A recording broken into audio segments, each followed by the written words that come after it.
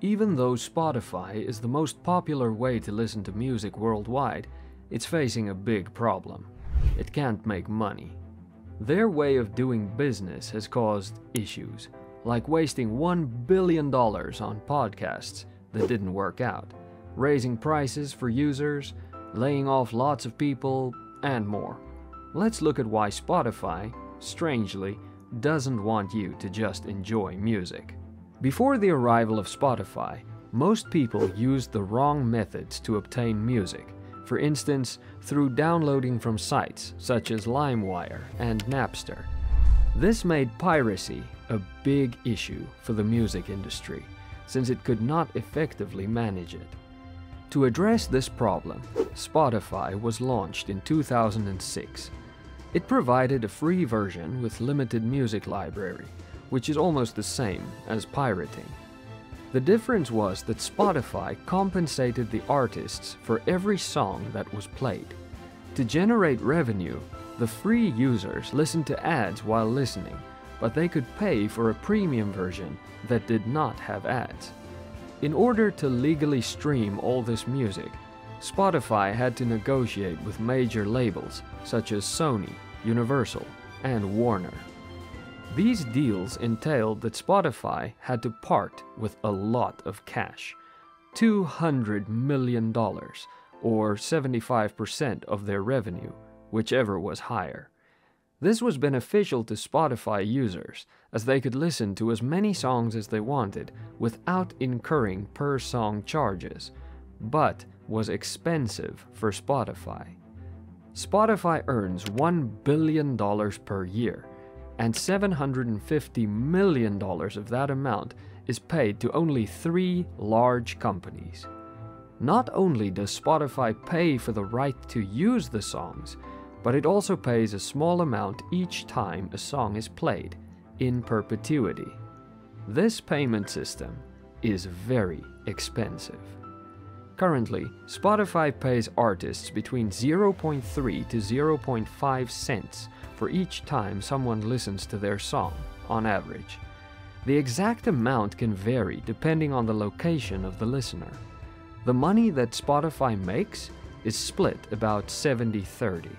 70% to the people who own the rights to the music, and 30% to Spotify for running their company, paying for things like operations and employees. This split implies that there is almost nothing that goes to the profit of Spotify once all these costs have been met. These royalties are paid to the rights holders regardless of the number of times a song has been played. The more songs you stream on Spotify, the more money Spotify has to pay out. Some people have complained that it does not seem right to pay only a few cents per stream to artists, and that Spotify is the worst paying platform out there. Spotify has over 615 million active users every month, out of which 239 million are paying subscribers. However, most of the revenue generated goes back to Spotify. But this is not entirely true. Spotify was launched in 2006 and has paid almost $10 billion in royalties and only reported its first profit in 2019. Let's compare this to Netflix, which also uses a pay-to-watch model. Netflix invests a lot initially to produce shows and movies, paying the actors, directors, and everyone else. After these shows and movies are produced, however, Netflix does not have to continue investing in them. While Netflix earns most of its revenue from its original content, Spotify does not create music for listeners to stream.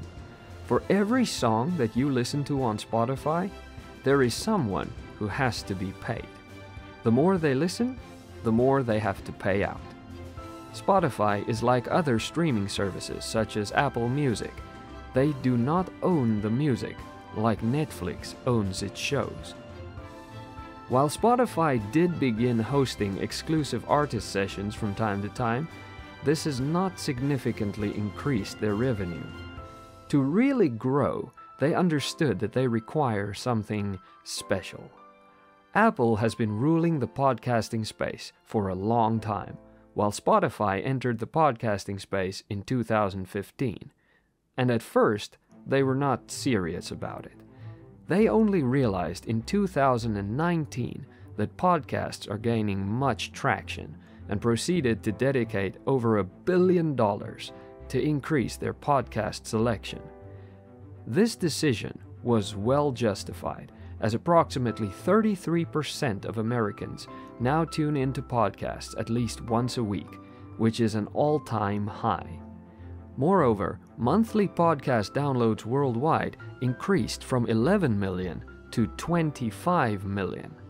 Furthermore, podcast listeners, when compared to consumers of other media forms, tend to be younger and have higher incomes.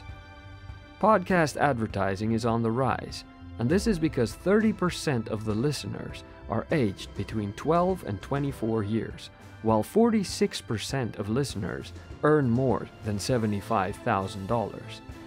It only makes sense for Spotify to leverage on this growth opportunity here. They already have a big audience consuming podcasts, but they wanted more.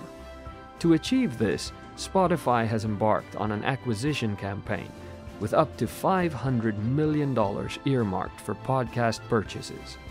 Spotify, then in 2019, planned to use that budget to acquire Parcast, Gimlet, and Anchor for $400 million.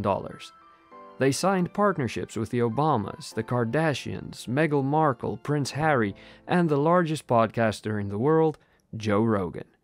They invested up to $250,000 per episode to attract new listeners across the globe, and approximately $290 million on podcast facilities.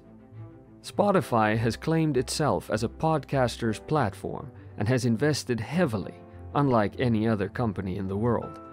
Although it has attracted more subscribers and some of them have achieved certain successes, the expected leap has not been made yet.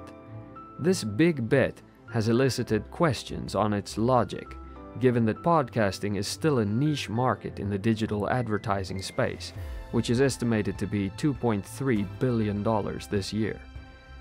The increasing number of podcasts and shows on different streaming services is a problem, as it's hard for new hits to emerge and may affect Spotify's revenues.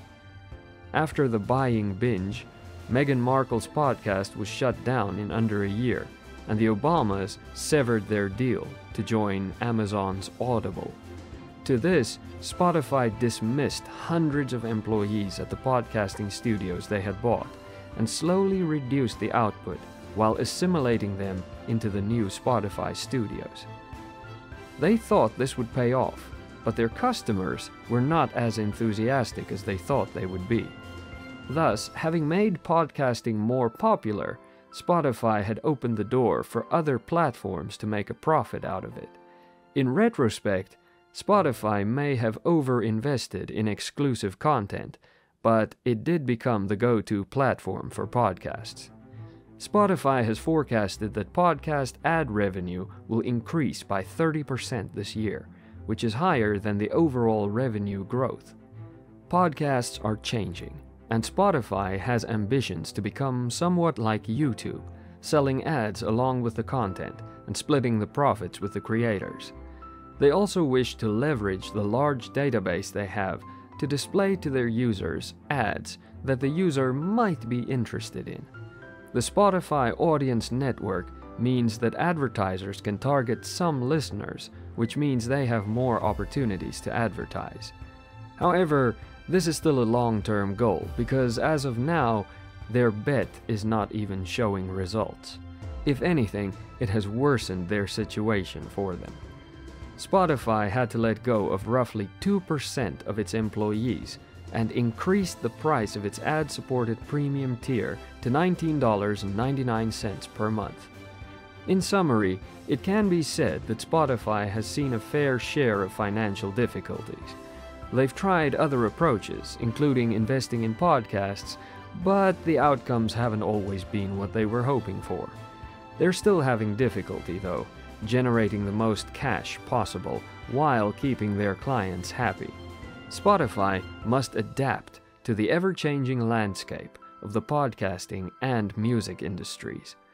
After watching the video, don't forget to subscribe to our channel and give it a like. It'll undoubtedly help me in the future when I make more videos. See you in the upcoming video. I appreciate you watching.